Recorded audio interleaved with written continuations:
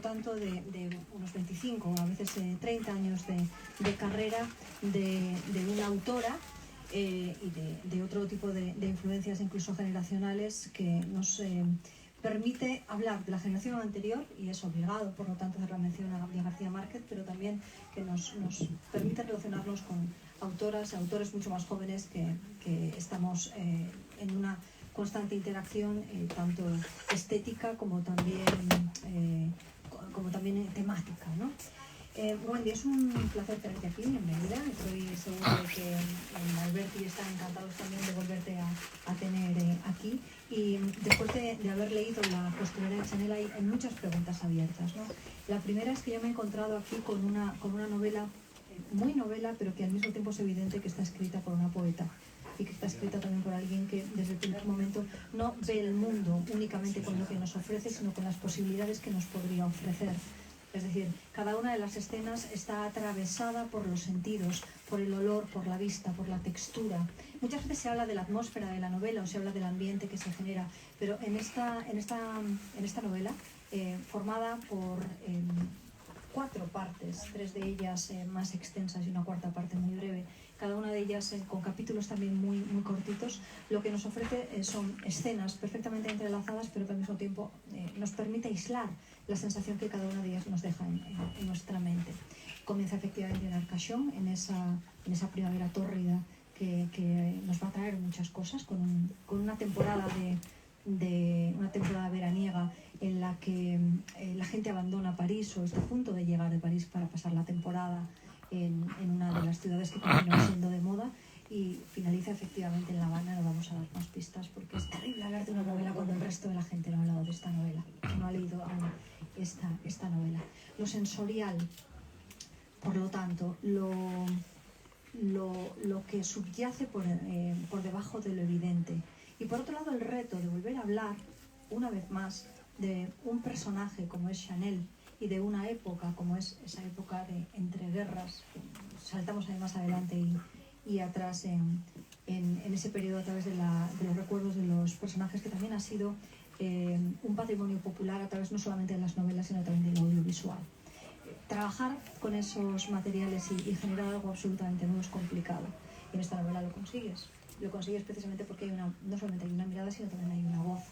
Y esa voz, a mi juicio, se centra en muchas cosas que tienen en común algo, que es el intento constante de buscar un equilibrio entre opuestos, entre el pasado y el presente, entre quién soy yo y quién me pide mi familia, mis orígenes que sea, entre la amistad, de dónde me diluyo yo y dónde quiero fundirme con mi amiga, las diferencias entre hombres y mujeres, las diferencias entre quienes están defendiendo una visión de la vida y poco a poco una serie de ideologías totalitarias que están defendiendo otra visión también de la existencia.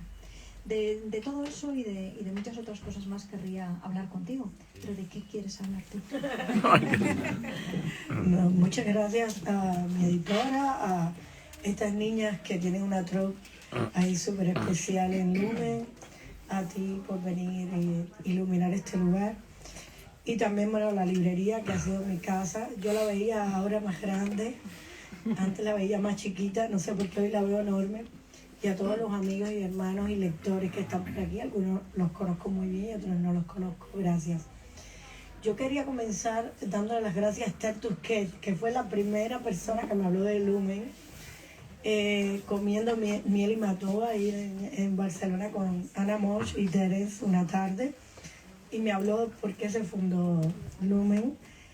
Y yo creo que esto nunca lo hemos hablado. La primera editorial a la que Karina me llevó un día de aguacero con una novela de Anaïs Nin que Carmen Barceló dio del primer día, antes de Todos se van, fuimos a ver a Silvia Querini. Y Silvia dijo, bueno, yo la publicaría, pero Carmen no la quiere, te han hecho venir en vano porque Carmen no me lo va a permitir. Así que mi destino con Lumen estaba trazado por la vida de Esther, que ya no trabajaba ahí, y por la vida de Silvia, que creo que murió. No, está viva. Está vivísima. Y bueno, Esther sí murió, y Y llegué a Lumen no solo por Karina y por tu gentileza y tu capacidad de ver, sino porque también Pilar no veía esta novela en Alfaguara. Pilar, a quien le debo El Mercenario, Nunca fui primera dama y muchísimas otras cosas de Nueva en La Habana. Y ella lo vio aquí y bueno, eso hay que agradecérselo muchísimo también. Para mí Lumen es un refugio de mujeres también, por eso hoy en el taxi te preguntaba qué otras mujeres vas a publicar. Y ahora que estoy trabajando en el proceso para cine, me doy cuenta que la literatura femenina nos es más fácil de adaptar, porque estamos tan preocupadas de los detalles, de si está limpio el lugar, si hay una cortina, si la luz entra. Está muy amueblada y no es muy fácil de adaptar porque hay mucha información. Y yo creo que es mi novela menos despeinada, yo soy muy descuidada escribiendo. Y esta es la novela de los detalles, de los pliegues, de los plices, del entalle, una novela muy hecha a la medida. Y una novela que tiene un camino recorrido muy distinto al tuyo, aunque nos gusta la moda. Yo vengo de la moda por no tener nada. Claro. Por no ver nunca en una vidriera lo que viste tú desde que naciste, ¿no? Bueno, yo lo vi en mi casa, mi madre era modista, por lo tanto toda esa visión de la que tú estás hablando, de la adaptación, del detalle y del plisado o del corte del bies formaba parte de mi vocabulario y también de mi lenguaje. Entonces lo he encontrado aquí, claro. Lo he encontrado además integrado en el universo de Simón, que llega a él casi por herencia, pero también como un medio de salvación, de búsqueda de la belleza, de búsqueda de salir de un lugar desolado, ¿no? Que en ese caso no es La Habana, sino que es su propio pasado, su padre, su familia. Perdón, que te... No, es que esto es una conversación. Sí. Bueno, y nosotros, aquí hay mucha gente, muchos cubanos y españoles que son cubanos porque no les ha quedado más remedio que soportar. Pero creo además que la escasez crea una obsesión por la belleza. Hay una sed de belleza ahí. Y creo que la escasez nos ha llevado a zafar trajes de los años 50, de Dior, por ejemplo, que habían en Cuba, y con esos corpiños poder tener un buen vestido para tus 15 años, y esa ha sido la vida de nosotros. Sobre la poesía y los antecedentes, hay una poetista cubana para mí importante, cardinal diría yo, Reina María Rodríguez, tiene un conjunto de textos que se llama El libro de las clientas, porque es un proceso discursivo sobre lo que ella siente, sobre lo que sucede debajo de su casa, que es la casa de su madre, donde es una costurera y recibe mujeres, que ella va arreglándole el cuerpo, ¿no? Y esto es un poco lo primero que yo vi literariamente, enfáticamente sobre el tema del cuerpo, el entalle y la palabra, ¿no? Y yo creo que hay que decir la verdad, donde nace, brota la posibilidad de entender que ahí hay una hondura donde trabajar.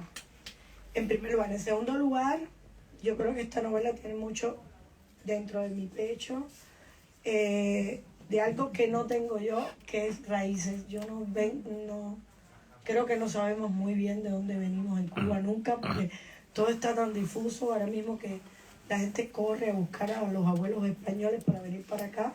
No sabemos en qué sacristía, en qué pueblo, en qué... Y yo creo que eso también, la falta de raíz, ¿no?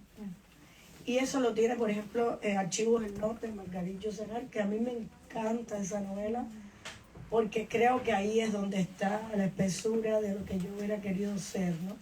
Entonces, tu viaje y el mío son como que nos encontramos en la parada del ómnibus, ¿no? Tú vienes de acá, yo vengo de allá y llegamos a la moda por exceso o por defecto. Y ahí vamos bajando estas capas que son casi máscaras hasta quedarnos desnudas con los personajes. Creo que lo más importante para mí es no perderlas a ella y que cada una de las tres, Simón, Leblanc, Teresa y Chanel, que era algo más evidente, que había que cuidar su evidencia, ¿no? Y trabajar con los lenguajes y las voces para que no se perdieran, ¿no? Es muy interesante que hables de esa ausencia de raíces, porque las tres protagonistas principales van a ver que va atravesando la novela una miríada de voces y de personajes, algunos muy conocidos, incluso emperadores, ¿no? Y otros menos conocidos, pero los tres principales no tienen muy claro quiénes son ellas, pero hay siempre un misterio, hay un hueco importante en su pasado.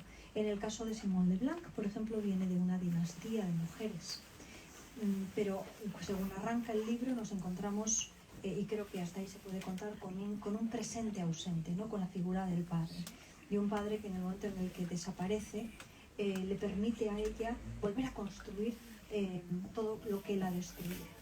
Y ahí es donde aparece la figura cardinal de Teresa, que había sido expulsada por ese padre que, bueno, pues, como muchas personas de su época, sufría un estrés postraumático muy importante debido a las guerras, debido a las batallas, ese destino al que se empujaban los hombres y que luego sufrían las mujeres.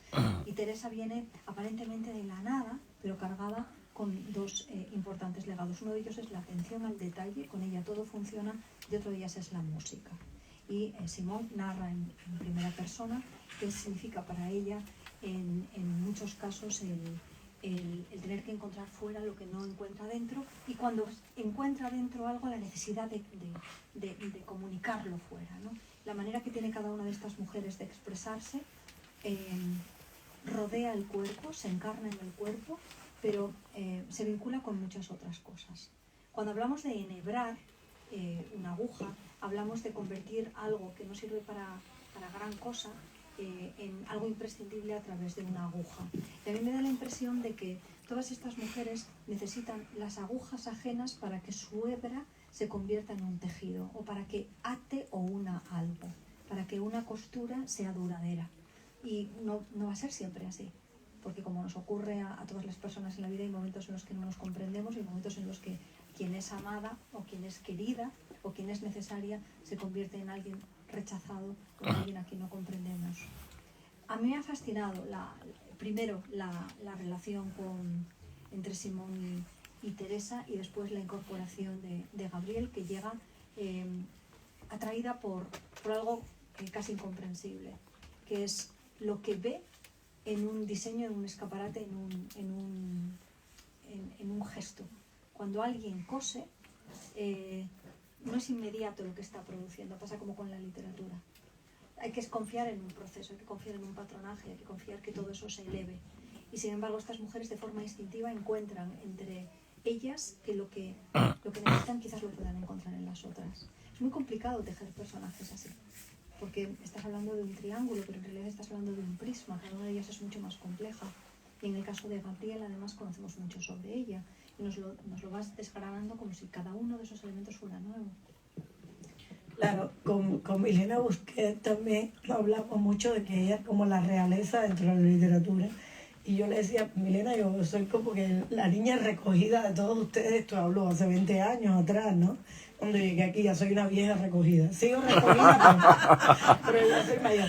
Eres una hospiciana, pero integrada. Exacto. Y entonces yo creo que ese personaje de Teresa es como yo, ¿no? Que llegaba de Cuba siempre sin una carga real de abolengo, y Milena es como Simón, ¿no? Que lo tenía todo y iba heredando y heredando y heredando del pasado, y sin embargo a veces también todas las mujeres pasamos por los tres estados de estos personajes. A veces uno es Chanel, a veces suficientemente huraña como para convertirse en Chanel, y a veces eres suficientemente directa y grosera para convertirte en Teresa, y a veces eres Simone de Blanc, sublime, todo el tiempo bajo control, ¿no? Sí.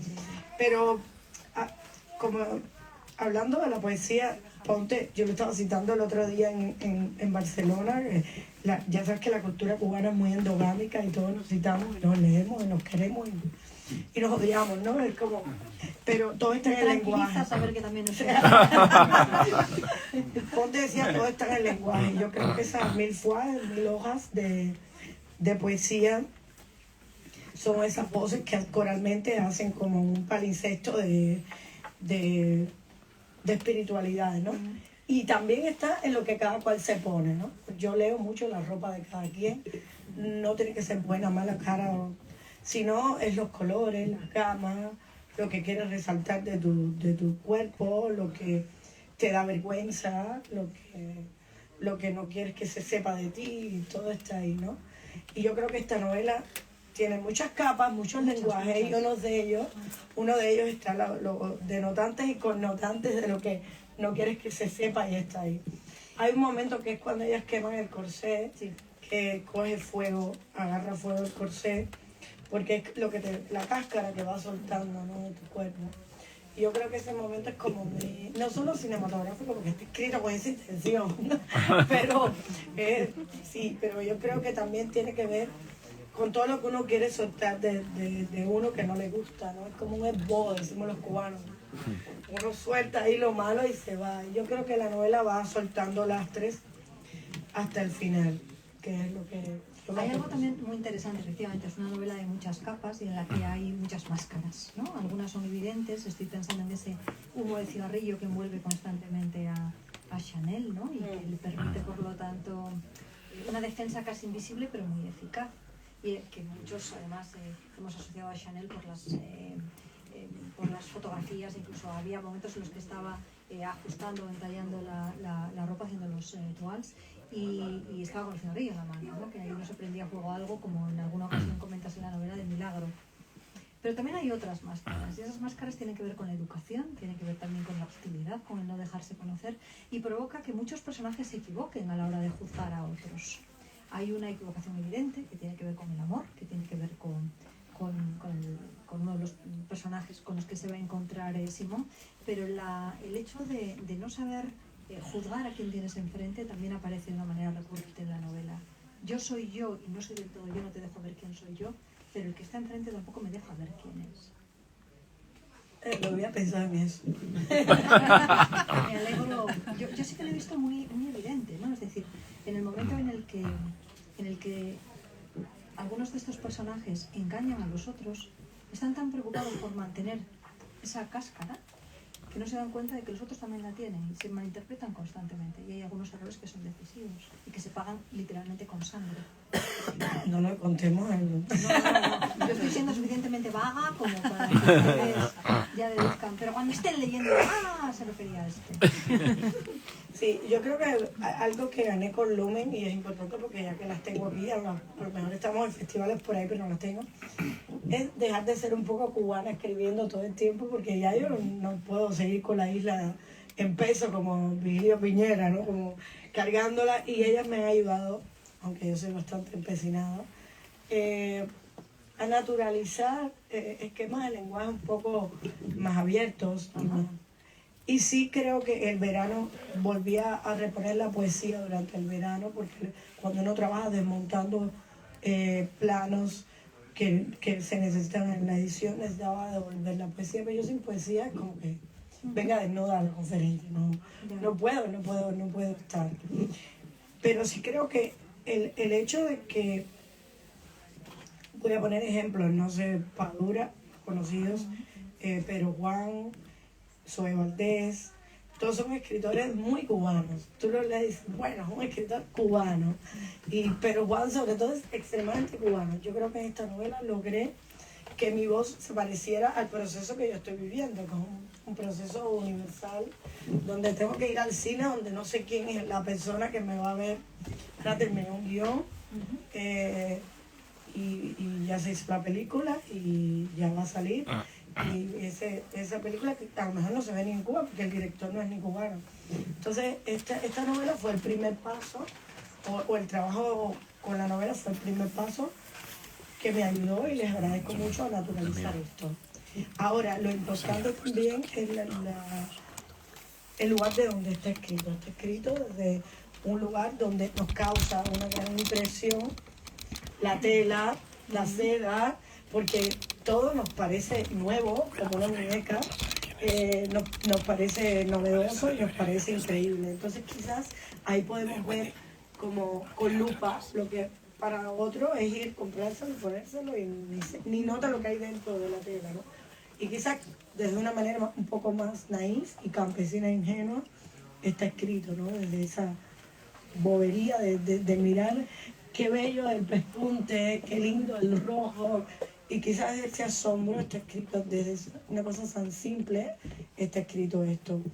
Y sobre los niveles de lenguaje también recuerdo que una amiga el otro día que lo leyó me decía que la voz de Teresa es muy rítmica, cosa que yo quería hacer, y la de Chanel muy dilatada y la de Simón muy dura, muy firme. Entonces, eso también lo hemos logrado también en mi equipo, de cada cual tenga su contraste y que no haya una uniformidad, porque entonces como un coro, no hay procesos de soliloquio por un lado, ni discursos, y eso creo que es algo que me ha gustado experimentar.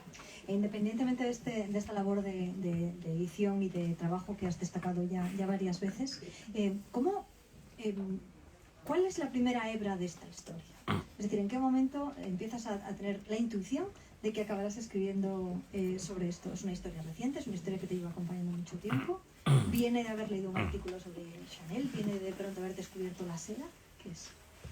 Bueno, yo me separé después de 30 años de un matrimonio muy interactivo. Voy a apropiarme inmediatamente. Me encanta. Yo creo que podría. Tenía que empezar viviendo en Cuba, una escuela de arte.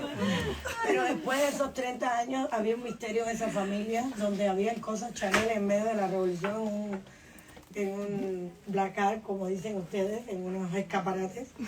Y de pronto aparecían casas y casas en París. Hemos heredado. Y de pronto todo el mundo era muy pobre y de pronto todo el mundo estaba todo resuelto, pero a la vez estábamos viviendo una miseria. Entonces era todo muy extraño.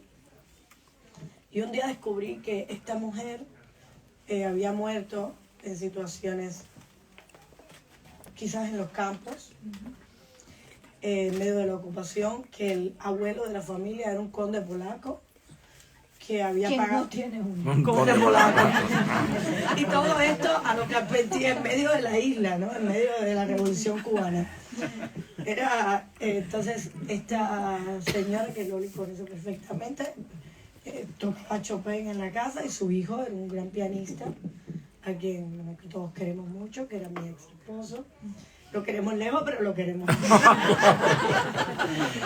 y bueno, y él no es un hombre adorable, de verdad, y un gran músico. Y en medio de esta vida tan exótica y real, exactamente, tengo personas aquí, puedo decir que lo que estoy contando es literal. Puede que las hayas pagado. Sí.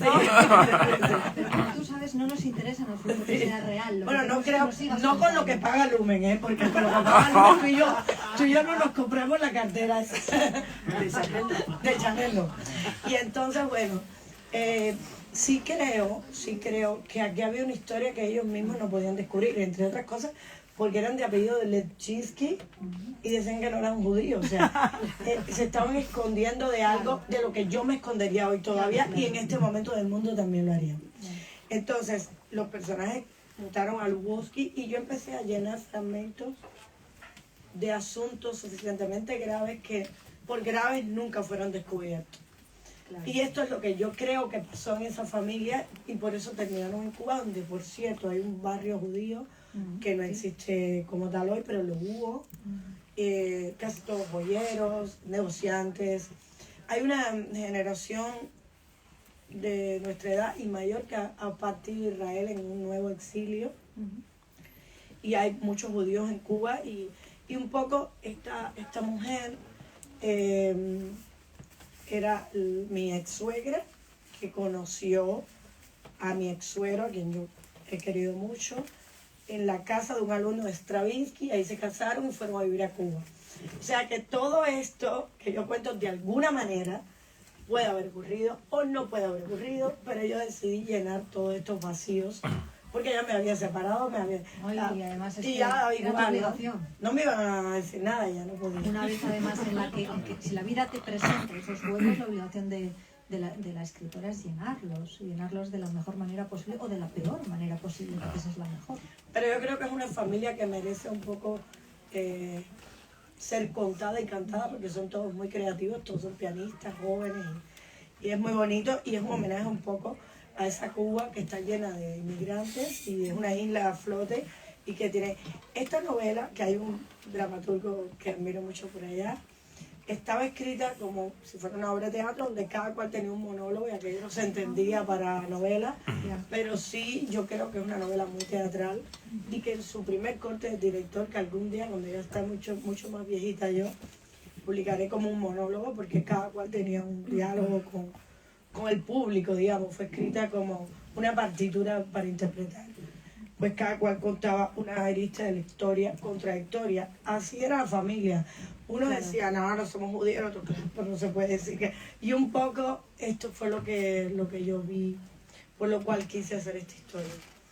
Y perdón, y lo del desfile Chanel, porque yo tenía una amiga que desfiló, una cubana muy simpática que me decía, yo soy de La Habana Vieja, y veía aquellos balcones que se estaban cayendo y yo con una ropa que valía $3.000 la falda, 4.000 la cartera, y yo decía, pero ¿cómo? ¿Qué hacemos aquí con esta ropa si yo toda la vida he cargado agua? Y la pobre se hacía una cantidad de preguntas sobre esa ropa en ese lugar, sobre esas ruinas, sobre esa incomprensión de la realidad del mundo y de Karl Lagerfeld y de todo, era un gran malentendido, y sobre la estructura de este gran malentendido está envuelta la novela, que quiere quizás no justificar, pero entenderse a sí misma de por qué llegamos ahí, ¿no? Y ahí volvemos otra vez a ese intento de equilibrio de opuestos, ¿no? O sea, la miseria y la opulencia, la vida y la muerte, la presencia de la guerra y al mismo tiempo la construcción de un mundo nuevo. Hablas de La Habana, por supuesto, como el lugar de origen de todo, pero esta novela se arranca en Arcachon, continúa en París, después pasa por La Habana. Hay también pequeños guiños a Austria, al antiguo imperio austriaco, lo tenemos también a Nueva York, ¿no? Me ha encantado la parte ambientada y dedicada a París, porque es posiblemente una de las ciudades más literarias del mundo, pero no me ha gustado París, me ha gustado tu París. Sí. Me ha gustado la forma en la que haces que tus protagonistas deambulen por esa ciudad y de qué manera ocupan los espacios. Y también ocurre cuando en un momento determinado la novela transcurre en La Habana. Tú también eres una nómada, ¿no? De una forma o de otra has estado entre países, entre distintas culturas, y ahora lo continúas estando. ¿Qué importancia tienen los lugares para ti y de qué manera lo has trasladado a la novela? Vamos, es una excusa para que hables de ciudades, países. Pavel dice Símada. Pavel tiene un disco que se llama Símada, entonces no ha salido. Símada. No, yo realmente no fui tan nómada, fíjate. Yo viví 50 años en La Habana, muy provinciana. Yo era muy habanera, muy de defender, quedarme para esperarlos, pero me di cuenta que si no me movía no los iba a ver más. O sea, todo el exilio, pensamos que iban a regresar, pero al final me fui yo porque Cuba dejó de ser Cuba, Cuba despidió a Cuba, y llegó un momento que ya nos abandonó Cuba y yo me fui en esa otra balsa, ¿no? Pero sí, no he sido tan nómada. En mi cabeza sí, y en mis viajes a presentar libros, 20 y pico de idiomas, estoy traducido. O sea, iba allá donde Noruega, no, pero entonces me voy a Corea, pero eran 15 días con alguien esperando en un aeropuerto. No soy una cubana que ha pasado... Viajera entonces, viajera, sí.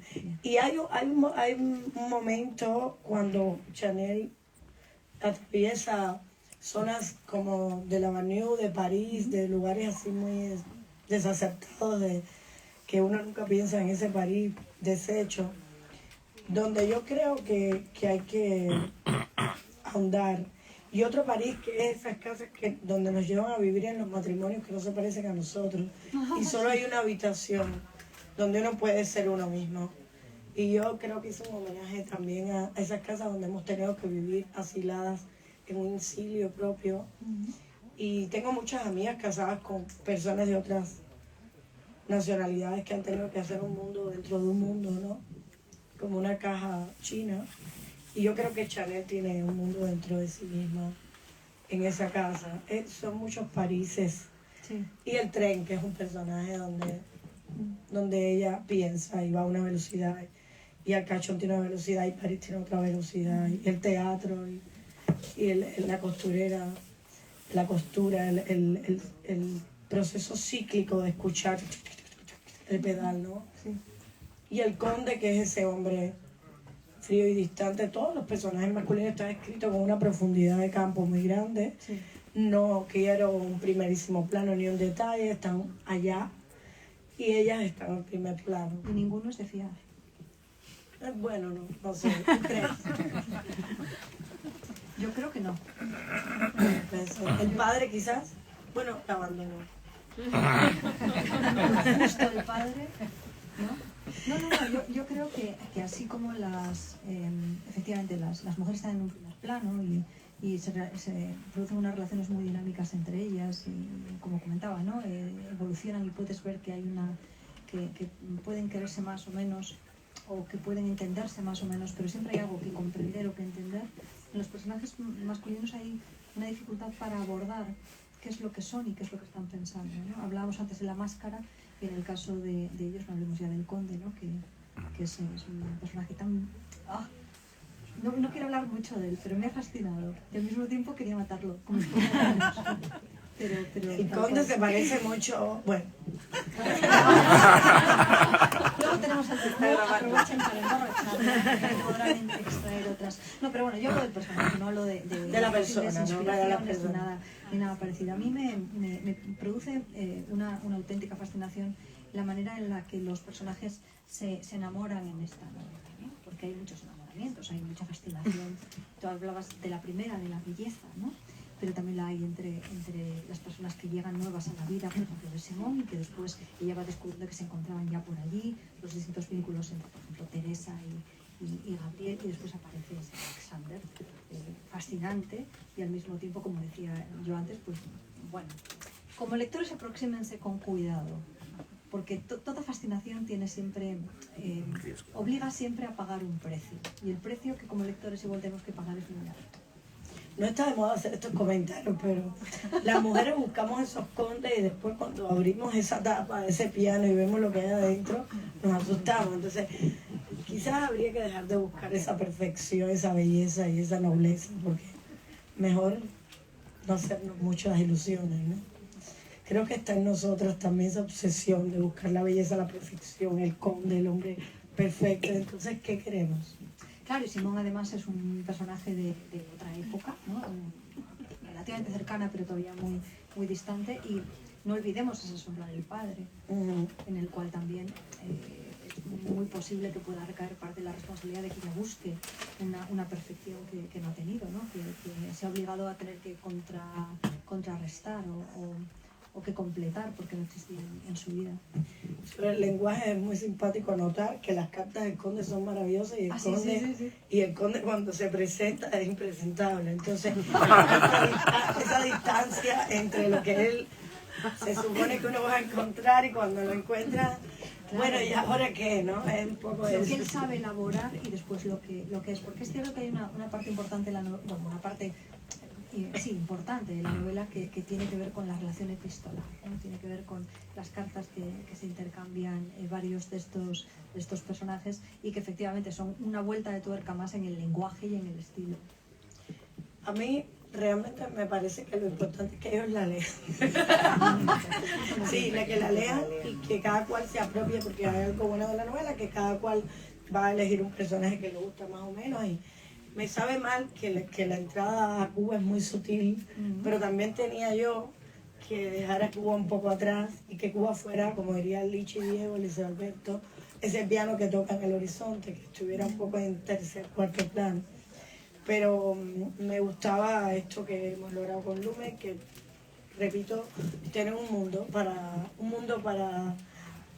explorar y poner la cartulina en blanco y empezar a dibujar de otra manera, porque la vida me ha dado la oportunidad de caminar hacia otros destinos y quedarme solamente mirando el ombligo de Cuba, pues me parecía difícil. Yo cuando leo una novela, ahora me leeré, por supuesto, las tuyas, pero cuando me leo una novela de María o me leo una novela de Milena, me pregunto si esta novela se pudiera entender en Cuba, en Latinoamérica, y casi siempre digo que sí.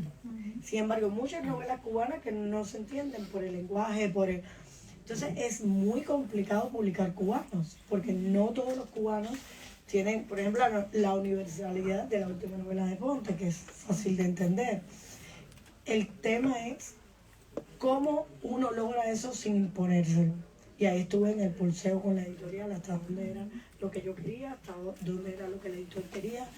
Y es complicado, ¿no? Es un trabajo de ida y vuelta, de la raíz a la raíz, muy complicado, pero yo creo que lo hemos logrado y que la gente que lo ha leído está feliz y lo disfruta. Esta no es una novela para padecer. Mi generación en América Latina, mucha parte de esa generación ha padecido muchas novelas. Esta es una novela para disfrutar. Yo creo que Todos se van, que es mi novela más querida. La gente ha llorado, ha sufrido. Esta no es una novela para sufrir, es una novela para sentir. Es una novela que yo siempre he querido comprarme para leérmela y volar. Y yo creo que la tengo ahí, que la tuve que escribir si la quería. No siempre los autores tienen la generosidad de reconocer la labor de los editores. La mayor parte de nosotros deseamos arrogarnos, ¿no?, todos los méritos y demás, pero en este caso han sido varias las referencias que Wendy ha hecho a la labor de las editoras. Ya que tenemos aquí a las editoras, ¿cómo ha sido desde el otro lado el trabajar con ese lenguaje o el encontrar ese espacio del que ella está hablando, de tender puentes entre la realidad y incluso la lingüística, ¿no?, cubana y el resultado final? La lingüística cubana, el léxico, el mundo, el universo. Bueno, voy a hablar un poco también en nombre de las editoras que han trabajado conmigo en la novela, y es curioso a veces escuchar a los escritores, ¿no?, porque la idea que ellos tienen de sugerencias puede ser distinta a la que tenemos nosotros, que desde luego nunca entendimos la edición como una manera de atenuar un lenguaje cubano. No creo que no íbamos por allí, pero quizás el autor lo entendió así. O sea, no sé, siempre pensamos que la edición lo que hace, y desde un lugar siempre humilde y siempre atento a que no se puede trabajar ningún texto sobre algo que no está, ¿no? Lo que hace un editor es como darle un poco de brillo, o intentar darle más brillo a algo que ya brilla por sí mismo y que es muy bello en sí mismo. Si no, no existe el trabajo del editor, ¿no? Siempre recuerdo el caso muy conocido, o el caso más conocido de trabajo editorial, que es el de Gordon Lish con los cuentos de Raymond Carver. Y bueno, siempre hay una supuesta discusión o paradoja de si fue Gordon Lish el que hizo el éxito de Carver, porque ahora se ha publicado la versión original de los cuentos de Carver, y resulta que esos cuentos originales, lo que conocemos como la marca de Carver, no estaba en esos cuentos originales, pero en realidad estaba. Es decir, esos cuentos tenían originalmente otro final. Y lo que ha hecho Gordon Lish es sugerirle a Carver, bueno, quizás deberías terminarlo antes, ¿no? Y entonces, esa marca de Carver, que es eso que fue tan copiado y tan difícilmente imitado, que es ese final que parece que no termina, cuando en realidad sí termina, ¿no? Alguien lo definió como una bomba que estalla antes del final, pues resulta que se lo sugirió Gordon Lish. Pero la gran... la gran prueba de que todo estaba en Carver es que Gordon Lish ha escrito cuentos muy malos y él como escritor es nulo, pero el talento de Gordon Lish es haber encontrado eso, que bueno, quizás humildemente en algún caso pudimos encontrar, o no, bueno, eso nunca se sabe. La cuestión es que Wendy Guerratz, la autora total del libro, ninguna duda, y todo lo que tiene de brillante la novela en cada página, que de hecho algo que me gusta mucho cuando el libro ya está terminado es abrir al azar, y bueno, siempre con pánico de encontrar una errata, pero creo que no es el caso, pero abrir al azar y comprobar que es un gran libro, que creo que estamos todos de acuerdo. Gracias. Y quiero decir que cuando yo presenté a Ana María Mosch, nunca fui primera dama, después de la cantidad de ediciones que tuvo, Todos se van en 10 minutos. Por supuesto, era un libro escrito como Dios pintó a Perico, porque entre aviones y de pronto yo tenía muchos archivos de Fidel Castro y Celia Sánchez. Cogió 300 páginas, cogió 200 y dijo, nada de esto sirve, y yo me reía, porque Ana era una mujer muy dulce y muy atormentada. Fue editora mía también. Maravillosa era. Sí. Y yo casi me muero de risa porque, claro, era otro momento, ¿no? Donde el mundo editorial era otra cosa y era muy especial. Y cuando rompió aquello, dijo, bueno, y ahora tienes que escribir esto, porque esto es archivo. Yo no puedo trabajar con archivos, bla, bla, bla. Y nunca me olvidaré de eso. Fueron los años despeinados, ¿no? Del grupo Z. Y esto es otro estilo de trabajo. Y también con Pilar, también fue muy interesante, y con Herralde. Yeah. Yo creo que no podría vivir sin un buen editor, yo. Es que María ha sido muy discreta, muy elegante, pero efectivamente sin un buen editor Es difícil. el libro es otra cosa. Y sobre todo o sea, nosotros tenemos una relación muy directa con el libro y muy cercana, y por lo tanto también a veces muy ciega, ¿no? Es como si tuviéramos una hipermetropía o una miopía que no nos deja ver según qué tipo de detalles, y una buena mirada que nos enfoque. A veces solamente hace falta eso, ¿no? Que te enfoque y que te diga, estas 100 páginas te gustan a ti, pero es que ¿qué pintan acá, hija mía, ¿no? Y de pronto dices, ¿cómo no vi yo esto antes? Y por lo tanto lo haces tuyo. Y ahí es donde se convierte un esbozo de novela en una novela completa. Me falta un pase de edición de Carmen Balcells, que siempre ponía su mano también. Por ejemplo, Todos se van, se llamaba Nieve en La Habana, y yo digo, esto es una mierda. Tienes que ponerle Todos se van, y ese título no es mío, es de Carmen. Entonces eso siempre estará en mi vida, porque ella quien nos marcó para siempre fue Carmen, ¿no? Las agencias literarias, o la relación, el vínculo con un buen agente literario es casi una preedición. Es cierto que estamos en unos procesos editoriales ahora distintos, a veces muy acelerados. A veces para mí resulta muy extraño la idea del lector de confianza, o del lector alfa o demás, porque siempre he confiado más en los editores para esa labor.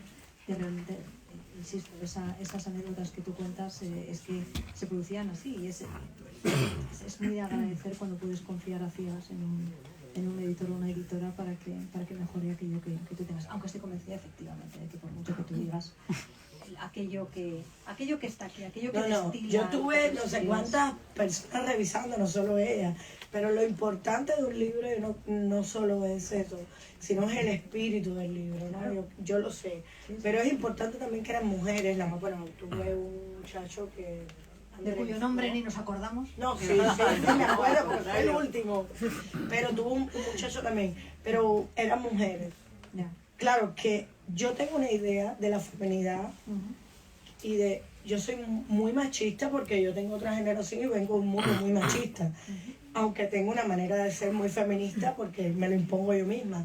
Y ese libro fue un pulseo muy grande sobre lo que era la época y lo que somos ahora. Sí. Y ellas tienen una mirada y yo tengo otra. Entonces hay que tener mucho cuidado, porque el libro lo firmo yo, y eso es muy cuidadoso. Porque ahora estoy haciendo una serie sobre Hemingway, y tenemos una de las personas en el equipo, y me dice, no, pero esa mujer es muy machista. Digo, estamos en 1943. Claro. O sea, yo no le puedo pedir a ella que sea género fluido, porque es que... Entonces, cuidar todo eso es muy importante. En el entorno de Hemingway. Hemingway no solamente condicionaba, sino que también tenía un sesgo respecto a de qué mujeres se rodeaba y también de qué hombres, ¿no? Absoluto. No, desde luego, la novela en ese sentido, la documentación histórica y la ubicación histórica es exquisita, cero presentismo. Efectivamente es una novela que te abraza, que te acompaña.